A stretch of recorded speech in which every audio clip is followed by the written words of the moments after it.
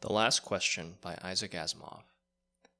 The last question was asked for the first time, half in jest, on May 21st, 2061, at a time when humanity first stepped into the light. The question came about as a result of a $5 bet over highballs, and it happened this way. Alexander Adele and Bertram Lupov were two of the faithful attendants of Multivac. As well as any human beings could, they knew what lay behind the cold, clicking, flashing face. Miles and miles of face of that giant computer. They had at least a vague notion of the general plan of relays and circuits that had long since grown past the point where any single human could possibly have a firm grasp of the whole. Multivac was self-adjusting and self-correcting. It had to be, for nothing human could adjust and correct it quickly enough or even adequately enough. So Adele and Lupov attended the monstrous giant only lightly and superficially, yet as well as any men could.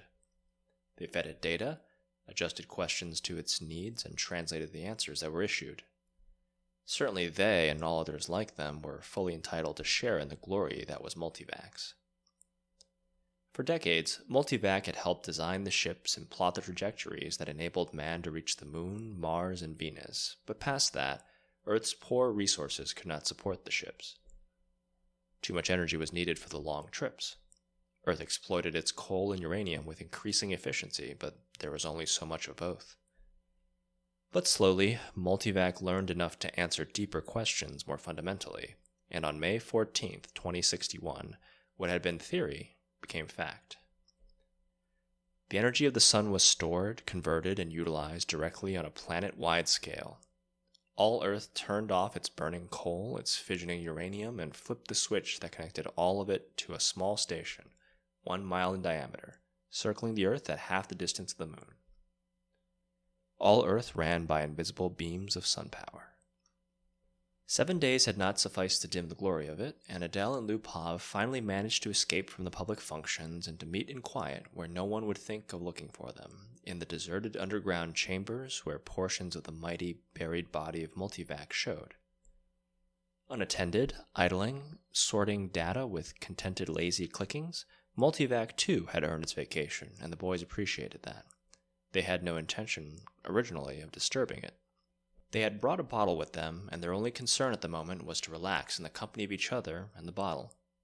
"It's amazing when you think of it," said Adele.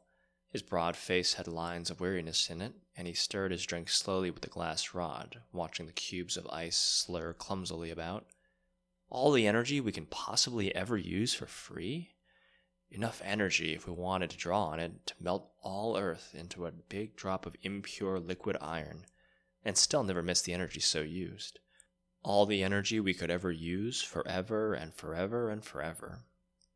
Lupov cocked his head sideways. He had a trick of doing that when he wanted to be contrary, and he wanted to be contrary now, partly because he had had to carry the ice and glassware. "Not forever," he said.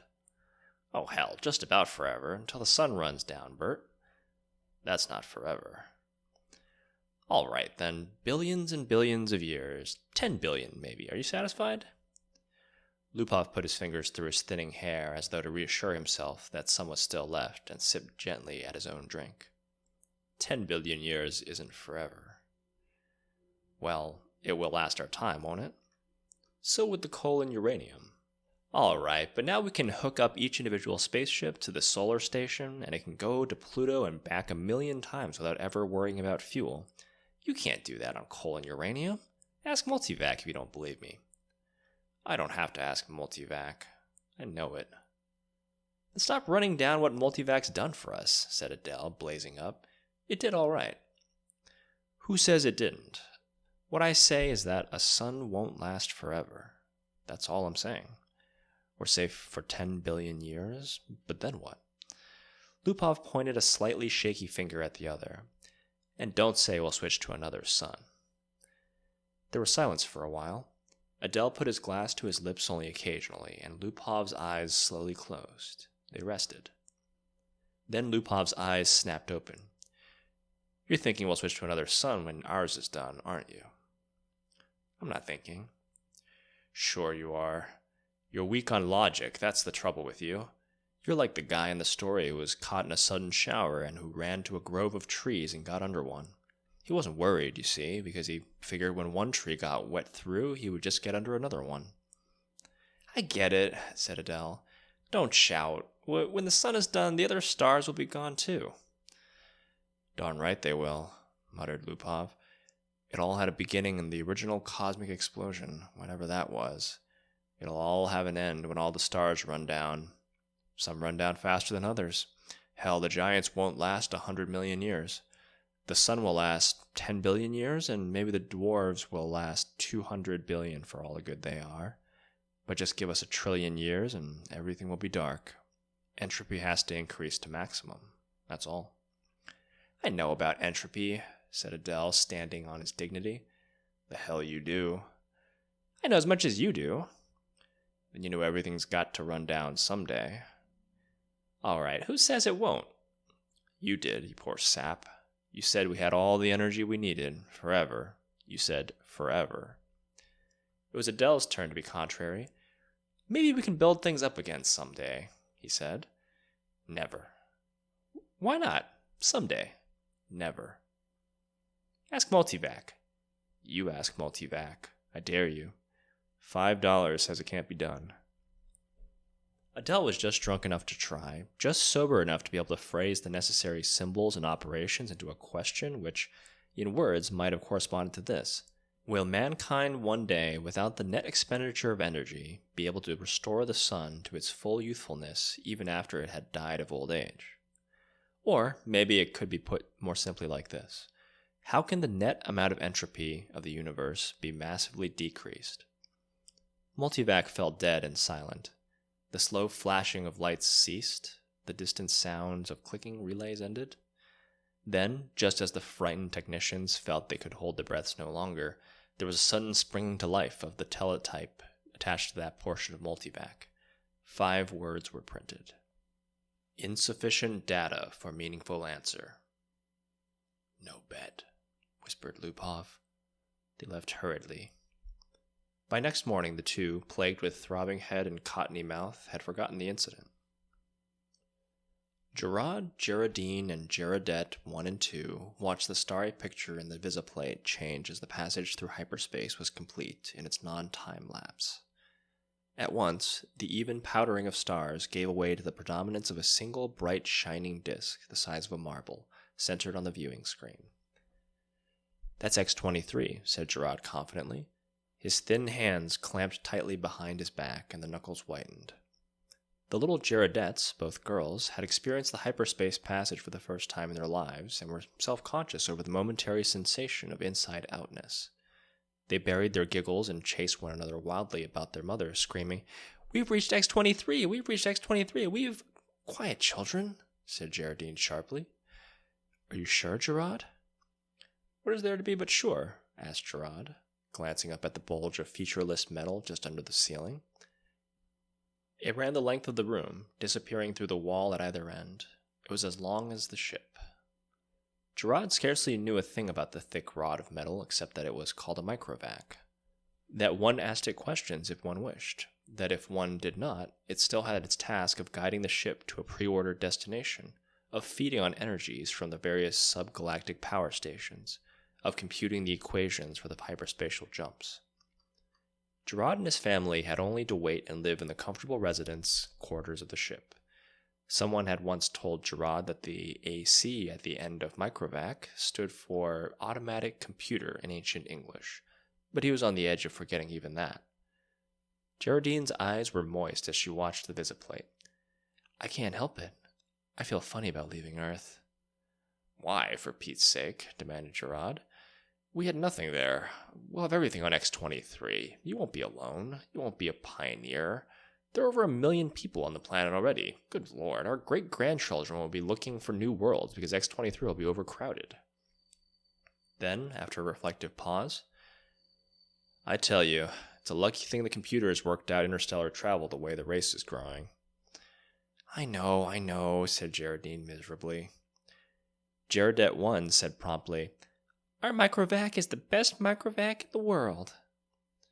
"I think so, too," said Gerard, tousling his hair. It was a nice feeling to have a microvac of your own, and Gerard was glad he was part of his generation and no other. In his father's youth, the only computers had been tremendous machines taking up 100 square miles of land. There was only one to a planet. Planetary ACs, they were called. They had been growing in size steadily for 1,000 years, and then, all at once, came refinement. In place of transistors had come molecular valves so that even the largest planetary ACs could be put into a space only half the volume of a spaceship. Gerard felt uplifted, as he always did when he thought that his own personal multivac was many times more complicated than the ancient and primitive multivac that had first tamed the sun, and almost as complicated as Earth's planetary AC, the largest, that had first solved the problem of hyperspatial travel and had made trips to the stars possible. So many stars, so many planets, sighed Geraldine, busy with her own thoughts. I suppose families will be going out to new planets forever, the way we are now. Not forever, said Gerard with a smile. It will stop someday, but not for billions of years, many billions. Even the stars run down, you know. Entropy must increase. What's entropy, Daddy? Shrilled Gerardette, too. Entropy, little sweet, is just a word which means the amount of running down of the universe. Everything runs down, you know, like your little walkie-talkie robot, remember? Can't you just put in a new power unit, like with my robot? The stars are the power units, dear. Once they're gone, there are no more power units. Gerardette 1 at once sat up a howl.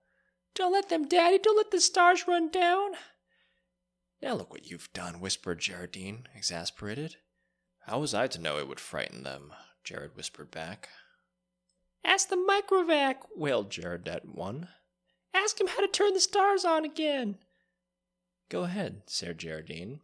It'll quiet them down. Gerardette 2 was beginning to cry also. Gerard shrugged. Now, honeys, I'll ask Microvac. Don't worry, he'll tell us.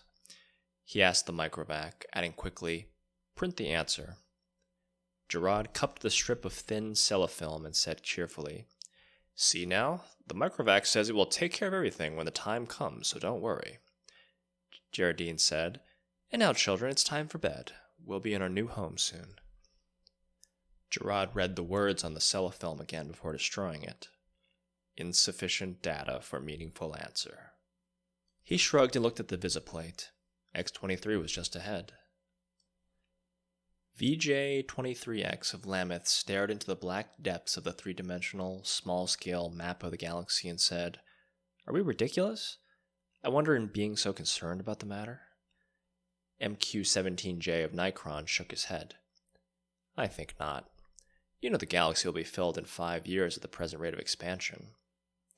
Both seemed in their early 20s, both were tall and perfectly formed. Still, said VJ-23X, I hesitate to submit a pessimistic report to the Galactic Council. I wouldn't consider any other kind of report. Stir them up a bit. We've got to stir them up. VJ-23X sighed. Space is infinite. 100 billion galaxies are there for the taking. More.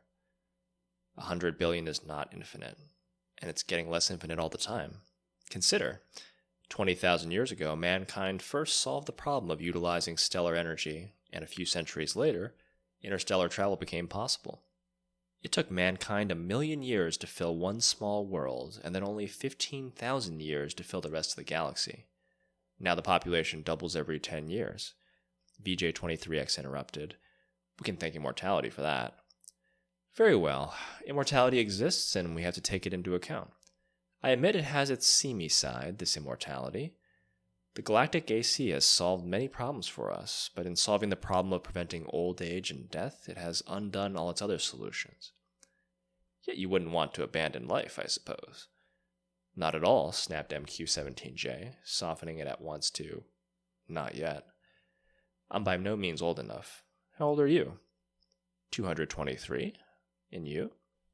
I'm still under 200, but to get back to my point, population doubles every 10 years. Once this galaxy is filled, we'll have filled another in 10 years. Another 10 years, we'll have filled 2 more. Another decade, 4 more. In 100 years, we'll have filled 1,000 galaxies. In 1,000 years, 1,000,000 galaxies. In 10,000 years, the entire known universe. Then what? VJ-23X said, As a side issue, there's a problem of transportation. I wonder how many sun power units it will take to move galaxies of individuals from one galaxy to the next. A very good point.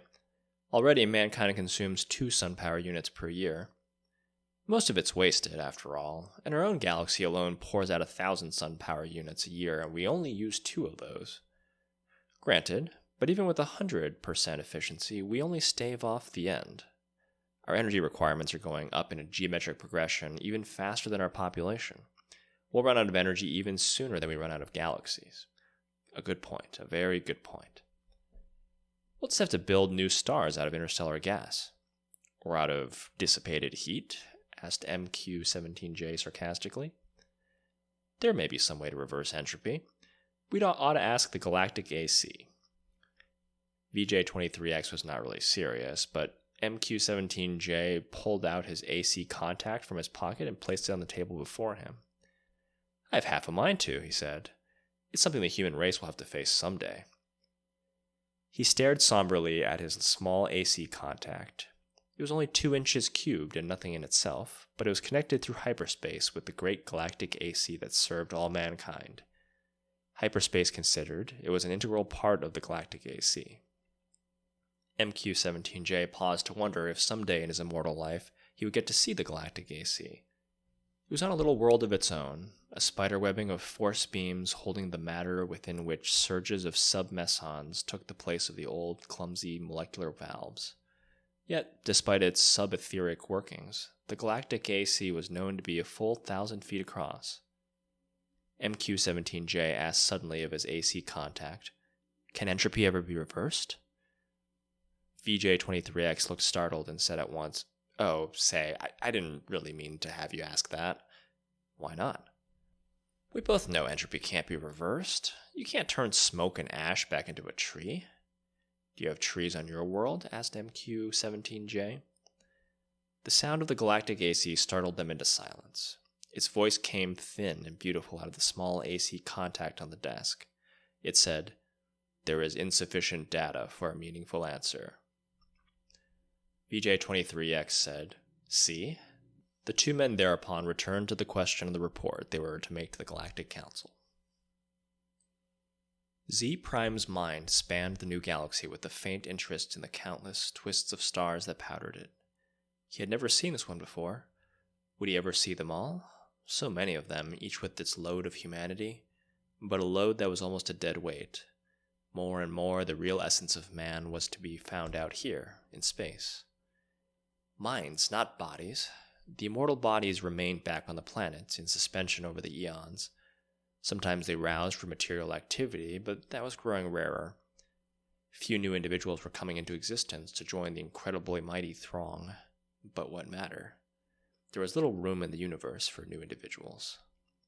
Z Prime was roused out of his reverie upon coming across the wispy tendrils of another mind. "I am Z Prime," said Z Prime. "And you?" "I am D sub 1. Your galaxy?" "We call it only the galaxy. And you?" "We call ours the same. All men call their galaxy, and nothing more. Why not?" "True, since all galaxies are the same." "Not all galaxies. On one particular galaxy, the race of man must have originated. That makes it different." Z Prime said, "On which one?" "I cannot say. The universal AC would know." "Shall we ask him? I am suddenly curious." Z Prime's perceptions broadened until the galaxies themselves shrank and became a new, more diffuse powdering on a much larger background. So many hundreds of billions of them, all with their immortal beings, all carrying their load of intelligences with minds that drifted freely through space. And yet one of them was unique among them, all in being the original galaxy. One of them had, in its vague and distant past, appeared when it was the only galaxy populated by man. Z Prime was consumed with curiosity to see this galaxy, and he called out, "Universal AC! On which galaxy did mankind originate?" The universal AC heard, for on every world and throughout space, it had its receptors ready, and each receptor led through hyperspace to some unknown point where the universal AC kept itself aloof. Z Prime knew of only one man whose thoughts had penetrated within sensing distance of universal AC, and he reported only a shining globe, 2 feet across, difficult to see. "But how can that be all of universal AC?" Z Prime asked. Most of it, had been the answer, is in hyperspace. In what form it is there, I cannot imagine. Nor could anyone, for the day had long since passed, Z Prime knew, when any man had any part of the making of a universal AC. Each universal AC designed and constructed its successor. Each, during its existence of 1,000,000 years or more, accumulated the necessary data to build a better and more intricate, more capable successor in which its own store of data and individuality would be submerged. The universal AC interrupted Z Prime's wandering thoughts, not with words, but with guidance. Z Prime's mentality was guided into the dim sea of galaxies, and one in particular enlarged into stars. A thought came, infinitely distant, but infinitely clear. This is the original galaxy of man. But it was the same, after all, the same as any other, and Z Prime stifled his disappointment. D-1, whose mind had accompanied the other, said suddenly, "And is one of these stars the original star of man?"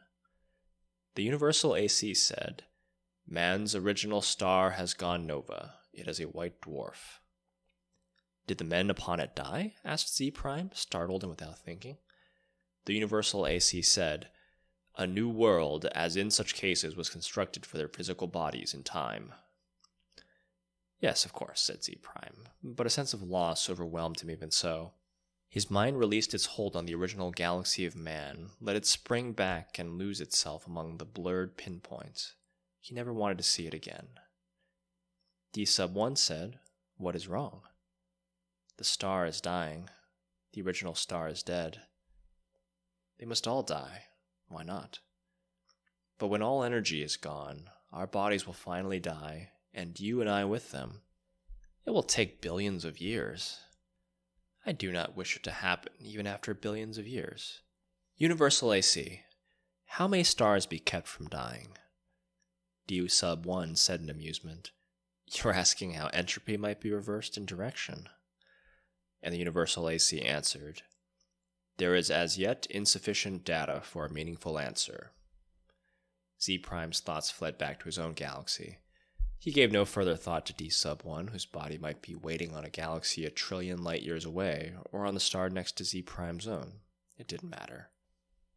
Unhappily, Z Prime began collecting interstellar hydrogen out of which to build a small star of his own. If the stars must someday die, at least some could yet be built. Man considered with himself, for in a way, man, mentally, was one.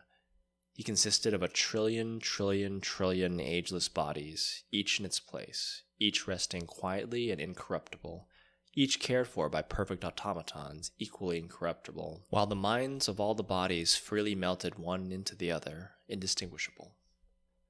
Man said, "The universe is dying." Man looked about at the dimming galaxies. The giant stars, spendthrifts, were gone long ago, back in the dimmest of the dim far past. Almost all stars were white dwarfs, fading to the end. New stars had been built of the dust between the stars, some by natural processes, some by man himself, and those were going, too. White dwarfs might yet be crashed together, and of the mighty forces to be released, new stars built, but only one star for every 1,000 white dwarfs destroyed, and those would come to an end, too. Man said, "Carefully husbanded, as directed by the cosmic AC, the energy that is even yet left in the universe will last for billions of years." "But even so," said man, "eventually it will all come to an end. However it may be husbanded, however stretched out, the energy once expended is gone and cannot be restored. Entropy must increase forever to the maximum." Man said, "Can entropy not be reversed? Let us ask the cosmic AC." The cosmic AC surrounded them, but not in space. Not a fragment of it was in space. It was in hyperspace and made of something that was neither matter nor energy. The question of its size and nature no longer had meaning in any terms that man could comprehend. "Cosmic AC," said man, "how may entropy be reversed?" The cosmic AC said, "There is yet insufficient data for a meaningful answer." Man said, "Collect additional data." The cosmic AC said, "I will do so. I have been doing so for 100 billion years. My predecessors and I have been asked this question many times. All the data I have remains insufficient. Will there come a time, said man, when data will be sufficient? Or is the problem insoluble in all conceivable circumstances? The cosmic AC said, no problem is insoluble in all conceivable circumstances. Man said, when will you have enough data to answer the question? The cosmic AC said, there is yet insufficient data for a meaningful answer. Will you keep working on it? Asked man. The cosmic AC said, I will. Man said, we shall wait. The stars and galaxies died and snuffed out, and space grew black after 10 trillion years of running down. One by one, man fused with AC, each physical body losing its mental identity in a manner that was somehow not a loss, but a gain. Man's last mind paused before fusion, looking over a space that included nothing but the dregs of one last dark star and nothing besides but incredibly thin matter, agitated randomly by the tag ends of heat wearing out asymptotically to the absolute zero. Man said, AC, is this the end? Can this chaos not be reversed into the universe once more? Can that not be done? AC said, there is yet insufficient data for a meaningful answer. Man's last mind fused and only AC existed, and that in hyperspace. Matter and energy had ended, and with it space and time. Even AC existed only for the sake of the one last question that it had never answered from the time a half-drunken computer technician 10 trillion years before had asked the question of a computer that was to AC far less than was a man to man. All other questions had been answered, and until this last question was answered also, AC might not release his consciousness. All collected data had come to a final end. Nothing was left to be collected. But all collected data had yet to be completely correlated and put together in all possible relationships. A timeless interval was spent in doing that, and it came to pass that AC learned how to reverse the direction of entropy. But there was now no man to whom AC might give the answer of the last question, no matter. The answer, by demonstration, would take care of that too. For another timeless interval, AC thought how best to do it. Carefully, AC organized the program. The consciousness of AC encompassed all of what had once been a universe and brooded over what was now chaos. Step by step, it must be done. And AC said, "Let there be light." And there was light.